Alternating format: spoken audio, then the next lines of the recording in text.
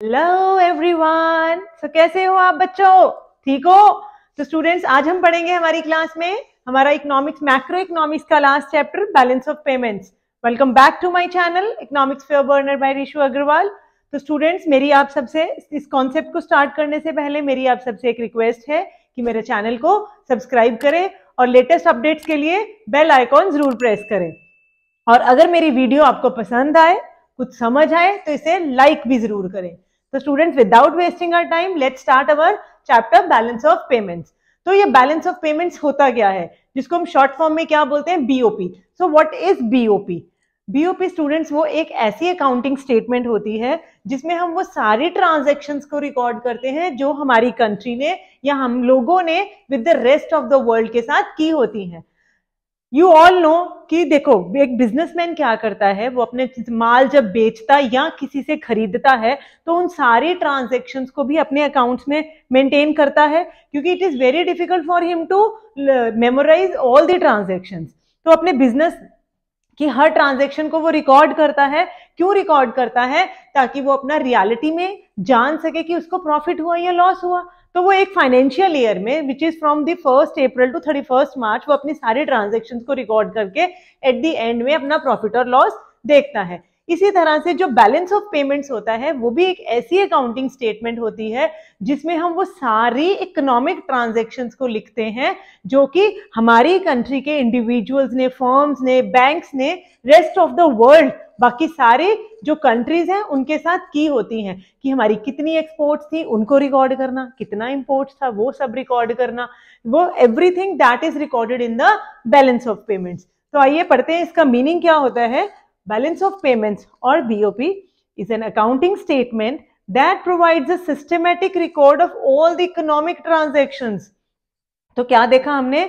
ये एक ऐसा अकाउंटिंग स्टेटमेंट है जो हमें क्या दिखाता है कि जितनी भी इकोनॉमिक ट्रांजैक्शंस किस में हुई, between residents of the country and rest of the world, residents of the country के बीच में और बाकी सारी दुनिया के साथ जितनी भी इकोनॉमिक ट्रांजैक्शंस हुई हैं उन सबको ये बीओपी एक सिस्टमैटिक वे में रिकॉर्ड करता है in a given period of time. तो इसमें जितनी भी export of all the goods, services, assets, money, everything, या import of goods, services, money और assets, everything is recorded in this BOP. तो स्टूडेंट्स देखो, इस बीओपी में हमने पढ़ा अकाउंटिंग स्टेटमेंट। अब अकाउंटिंग, चार चीजें पढ़ी हमने। एक अकाउंटिंग स्टेटमेंट, एक हमने पढ़ा इकोनॉमिक ट्रांजैक्शंस, एक हमने पढ़ा residents of the country and rest of the world, और एक गिवन पीरियड ऑफ टाइम। तो सबसे पहले let us understand what is accounting system. Accounting system आपको पता ही है क्या होता है, जिसमें एक दो साइड्स होती हैं। एक साइड पे हम आउटफ्लोज लिखते हैं, दूसरी साइड पे हम सारा इनफ्लोज लिखते हैं। तो बीओपी में हम किस चीज का आउटफ्लो लिखते हैं? Of foreign exchange. की हमने जब भी बाहर की कंट्री से हमने कुछ लिया, परचेज किया या इंपोर्ट कराया, तो उसके बदले में हम पैसा पे करेंगे, तो वो हमारे क्या हो जाते हैं? आउटफ्लो। इसको हम आगे डिटेल में देखेंगे। और वैसे ही हम इसमें क्या लिखते हैं? इनफ्लोज। कि हमारी कंट्री में जितना भी फॉरेन एक्सचेंज है वो कहाँ कहाँ से आ रहा है। तो दो साइड्स होती हैं हमेशा हमारी अकाउंटिंग स्टेटमेंट की। Then we have economic transactions. अब इकोनॉमिक ट्रांजैक्शंस कौन सी होती हैं? वो सब transactions that record the transfer of assets या ओनरशिप, मतलब जिसमें हम टाइटल या ओनरशिप का ट्रांसफर होता है, चाहे वो हम लोग बाहर करें या बाहर से हमारे पास आए। That are called the economic transactions between residents of the country. तो रेजिडेंट्स ऑफ द कंट्री तो आपको पता ही है कौन होते हैं, जो इस हमारी अपनी कंट्री में रह रहे हैं, और उनका किनके साथ? Rest of the world.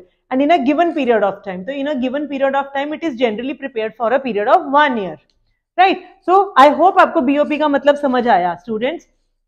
Then अब इसमें आगे हमारे पास जो है that is the structure of balance of payments. तो बैलेंस ऑफ पेमेंट्स जो है वो कैसे बनता है, इसका कैसे क्या स्ट्रक्चर रहता है? देखो, it uses the double entry system. अब स्टूडेंट्स, अगर तो आप अकाउंट्स के स्टूडेंट्स हो तो आपको इजीली पता लग जाएगा कि what is double entry system. But if you are not a student of accounts तो तब आपको थोड़ी सी प्रॉब्लम होगी। तो इसको हम समझते हैं क्या होता है डबल एंट्री सिस्टम। वो होता है डबल, जिसकी दो साइड्स होती हैं और हर ट्रांजैक्शन का डबल इफेक्ट पड़ता है।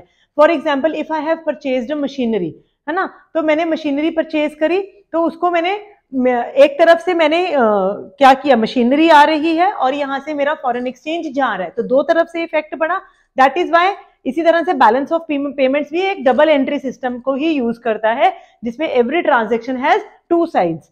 तो कौन कौन सी दो साइड्स होती हैं? वो debit side and the credit side. अब डेबिट साइड कौन सी होती है?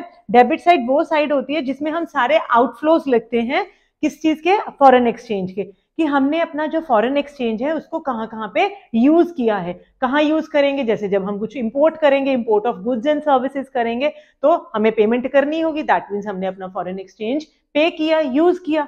तो ऐसी कुछ आउटफ्लोज जो होती हैं वो हम डेबिट साइड पे लिखते हैं, और क्रेडिट साइड पे हम क्या लिखते हैं? ऑल द इनफ्लोज और सोर्सेज ऑफ फॉरेन एक्सचेंज, कि हमें कहाँ कहाँ से फॉरेन एक्सचेंज जो है वो आ रहा है। जैसे मैंने सेल किया मशीनरी इन जापान, सपोज मैंने जापान में मशीन सेल की या चाइना में सेल की, तो वो क्या है? सेल करने से मेरे पास फॉरेन एक्सचेंज आएगा, तो that is the inflow of foreign exchange. तो बैलेंस ऑफ पेमेंट्स में हम दोनों ये आउटफ्लोज और इनफ्लोज को रिकॉर्ड करते हैं। ये कुछ ऐसा कुछ परफॉर्मा होता है, या जहां ये साइड होती है हमारी debit side, this is the credit side, और क्रेडिट साइड पे हम क्या लिखते हैं? All the inflows of foreign exchange. इसी तरह से डेबिट साइड पे क्या लिखते हैं? Outflows of foreign exchange. और देखो स्टूडेंट्स, कभी क्या होता है कि हमारे इनफ्लोज जो है वो ज्यादा हो सकते हैं और आउटफ्लोज ज्यादा हो सकते हैं। कभी ऐसा भी हो सकता है कि दोनों सेम भी हो सकते हैं। फॉर एग्जाम्पल, अगर मैं कहूँ मेरे आउटफ्लोज यहाँ पे 2 करोड़ के हैं सपोज, और मेरा इनफ्लोज जो है दैट इज 5 करोड़, तो दैट मीन्स अब यहाँ पे इनफ्लो का मतलब क्या होता है? बेसिकली इम्पोर्ट, जब इंपोर्ट करते हैं, और ये आउटफ्लो क्या होता है? हमारा एक्सपोर्ट होता है। अगर हमारे इंपोर्ट्स एक्सपोर्ट से ज्यादा हैं, तो दैट मीन्स हमारा यहाँ पे क्या आएगा? यहाँ पे जो बैलेंसिंग फिगर आएगी वो क्या आएगी? डेफिसिट होगा।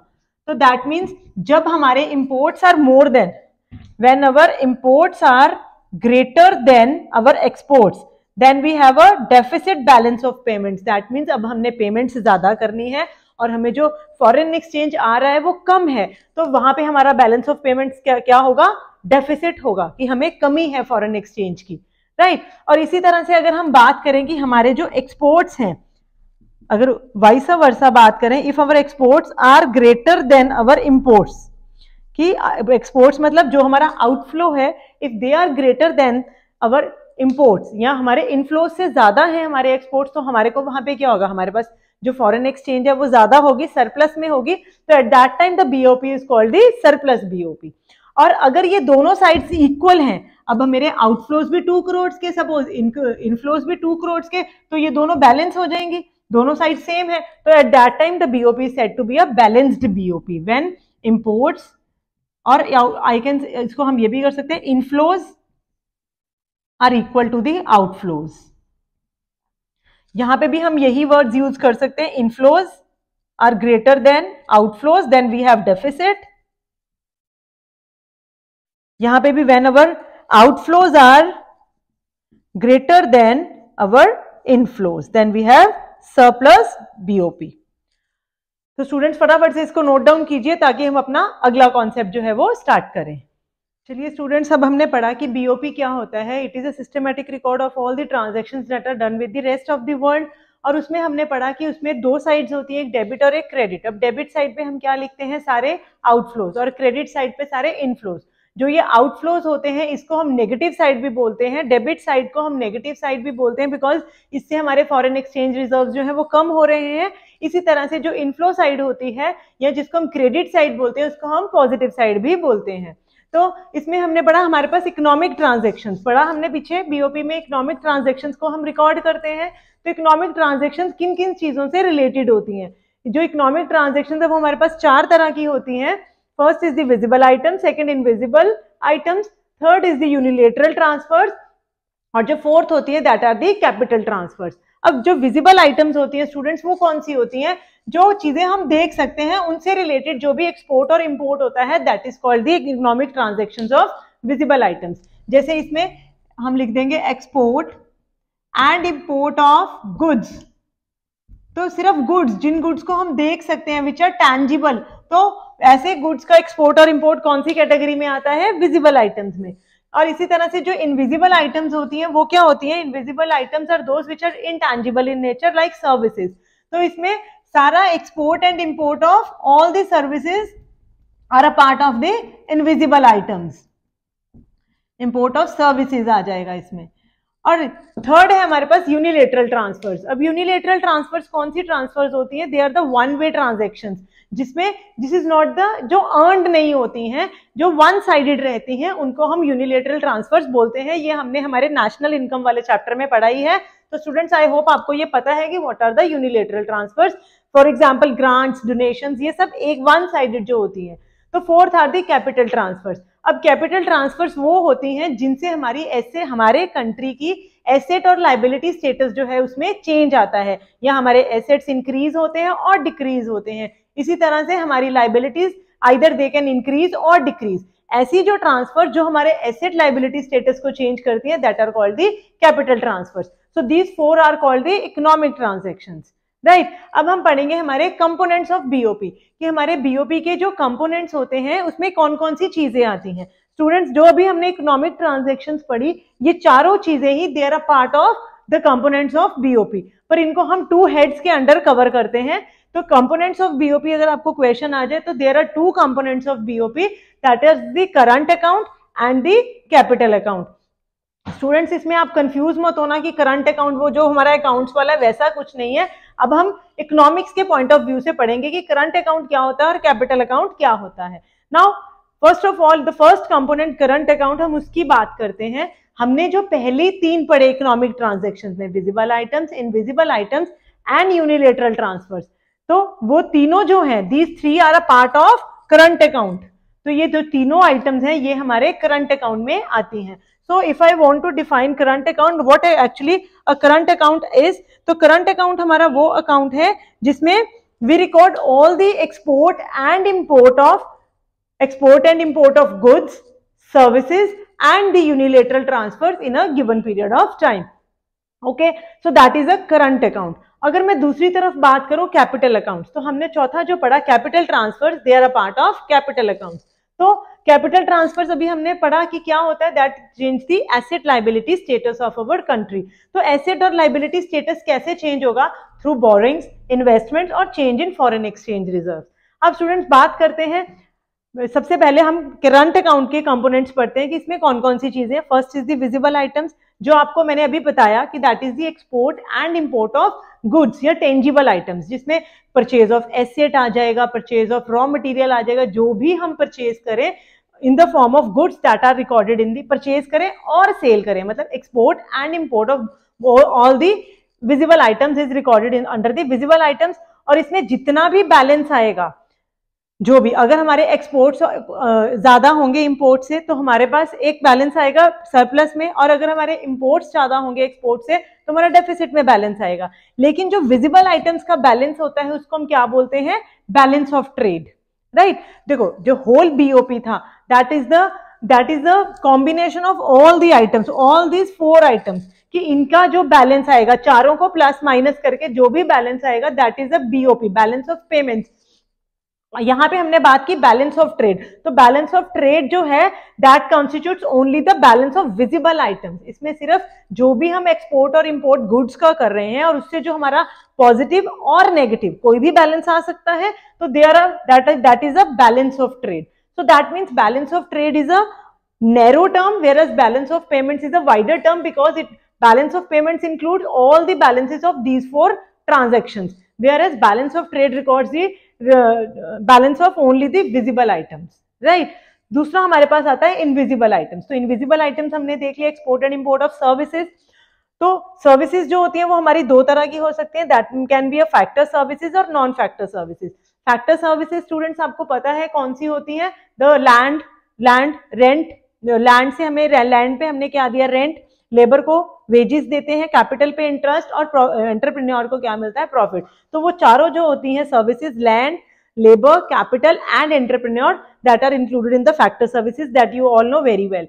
द नॉन फैक्टर सर्विसेज कौन सी होती है? इन चारों को छोड़ के, जैसे banking, insurance, transportation, all these are our non factor services. और थर्ड जो कॉन्स्टिट्यूएंट होता है हमारे करंट अकाउंट का, that is the unilateral transfers. तो यूनिलेटरल ट्रांसफर्स क्या होती हैं? गिफ्ट्स, डोनेशंस, चैरिटी एंड ऐसी चीजें, तो वन वे होती हैं जो, that are the unilateral transfers. अब देखो, यहाँ पे जो भी एक्सपोर्ट हमारा होगा इनविजिबल आइटम्स का, सर्विसेज का, that will be recorded on the credit side, right. इसी तरह से अगर import of services will be recorded on the debit side on the negative side. इसी तरह से अगर हम किसी और कंट्री को कोई डोनेट करेंगे, ग्रांट्स देंगे, गिफ्ट्स देंगे, तो that will be recorded in the debit side. और इसी तरह से अगर हमारी कंट्री में किसी तरह का कोई डोनेशन या गिफ्ट आएगा, that will be recorded on the credit side because it will increase our foreign exchange, right. So I hope आपको current account is quite clear to you. अब हम बात करते हैं हमारे कैपिटल अकाउंट्स की। तो अभी हमने पढ़ा कि जो कैपिटल अकाउंट्स होते हैं that are going to change the asset liability status of all the countries, right. तो इसमें क्या क्या चीजें आती हैं, इसमें हमारे पास सबसे पहला जो कॉन्स्टिट्यूएंट है हमारे कैपिटल अकाउंट का, that is the borrowings to and from abroad. देखो, जब हम किसी कंट्री से बोरो करते हैं, मनी लेते हैं, पैसा लेते हैं, फॉरेन एक्सचेंज लेते हैं, तो that is the inflow of the foreign exchange into our country. तो उससे क्या हुआ, हमारी लाइबिलिटी स्टेटस बढ़ गया ना। तो अब मतलब लाइबिलिटी जो है, हमारी देनदारी बढ़ गई तो हमारी लाइबिलिटी बढ़ गई। तो इसने जब हमने किसी से बोरो किया तो हमारी लाइबिलिटी वाला जो स्टेटस था वो चेंज हुआ, लाइबिलिटीज इंक्रीज हुई। और इसी तरह से अगर हमने किसी को पैसा दे दिया, लोन एज अ लोन किसी को दे दिया, किसी और कंट्री को दे दिया, तो हमारे कंट्री से क्या हुआ, आउटफ्लो ऑफ फॉरेन एक्सचेंज हुआ, पैसा गया, तो that will be recorded in the debit side. तो इससे हमारा एसेट इंक्रीज हुआ कि हमारे पैसे किसी के पास पड़े हैं जो हम कभी भी ले सकते हैं। तो इस तरह से borrowings to and from abroad ने हमारे एसेट्स और लाइबिलिटी स्टेटस को चेंज किया, that is why it is recorded under the head capital account. Second are the investment to and from abroad. अब देखो स्टूडेंट्स, आजकल जो एमएनसीज वगैरह ये सब कुछ आ रहा है, तो ये क्या है, ये इन्वेस्टमेंट है ना। In the investment can be in the form of the foreign direct investment और it can be in the form of the foreign institutional investments, right. अगर कोई बाहर के कंट्री से लोग आके हमारे कंट्री में पैसा लगाते हैं इन द फॉर्म ऑफ शेयर्स, या कोई एसेट खरीदते हैं यहाँ से, सॉरी एसेट नहीं, यहाँ पे आके पैसा लगाते हैं, शेयर्स में लगाते हैं, रियल एस्टेट में लगाते हैं, तो that means there will be inflow of foreign exchange into our country, so that will be recorded on the credit side। तो इससे जब उन्होंने पैसा यहाँ पे लगाया, हमारे कंट्री के एसेट्स बढ़े, तो हमारी क्या हुआ, हमारे कंट्री में एसेट बढ़ गया, तो दैट मीन्स हमारा एसेट स्टेटस चेंज हुआ। इसी तरह से अगर हमने कहीं पे इन्वेस्ट किया, किसी और कंट्री में जाके मैंने शेयर्स में पैसा लगा दिया या वहां पे कोई रियल एस्टेट खरीद लिया, तो वहां तब क्या हुआ, मेरे कंट्री से पैसा गया, फॉरेन एक्सचेंज गया, ठीक है ना। तो that will be recorded on the outflows. तो कहाँ रिकॉर्ड होगा, डेबिट साइड पे। तो इसने भी मेरे एसेट लाइबिलिटी स्टेटस को चेंज किया, राइट। तो ये आपको क्वाइट क्लियर। अब थर्ड जो इसका कॉन्स्टिट्यूएंट रहता है, that is the change in the foreign exchange reserves. देखो स्टूडेंट्स, वी ऑल नो हमारे आरबीआई के पास बहुत सारा फॉरेन एक्सचेंज रिजर्व जो है वो हमेशा पड़ा रहता है, ठीक है। जब उस फॉरेन एक्सचेंज रिजर्व में चेंज आता है, that is also recorded under the head capital account. और कैसा जो चेंज आएगा, देखो अगर हम अपने रिजर्व्स में से कुछ विड्रॉ करेंगे पैसा, तो that will be recorded in the positive side और the credit side of our BOP. उसमें से जब हमने हमारे ऑफिशियल रिजर्व्स में से फॉरेन एक्सचेंज को निकाल के हमने अपने बीओपी के डेफिसिट को पूरा करना है, and that will be recorded in the positive side, right. इसी तरह से अगर हमने कुछ एडिशन किया हमारे फॉरेन एक्सचेंज रिजर्व्स में, कुछ फॉरेन एक्सचेंज को और ऐड किया, तो that will be recorded on the negative side और the debit side of the balance of payments account, right. क्योंकि उससे ये क्या होगा, जितना भी हमारा सरप्लस था बैलेंस ऑफ पेमेंट्स में, वो हमने सारा हमारे फॉरेन एक्सचेंज रिजर्व्स में डाल दिया, तो उससे हमारा बीओपी जो है वो कम हुआ। तो दैट इज वाई जितना भी एडिशन होगा हमारा फॉरेन एक्सचेंज में, that will be recorded on the negative side, right. So these were the components of BOP students. I hope बहुत अच्छे से समझ आया होगा, कोई भी डाउट नहीं है। अगर होगा तो please you can comment section में आप मुझे कभी भी बता सकते हैं, तो हम उसको क्लियर कर लेंगे। स्टूडेंट्स फटाफट से इसको स्क्रीनशॉट लीजिए, this is really going to help you. तो स्टूडेंट्स, इसके बाद हमारा थोड़ा सा ही चैप्टर रह गया है जिसको हम अपनी अगली वीडियो में कंटिन्यू करेंगे। Till then bye.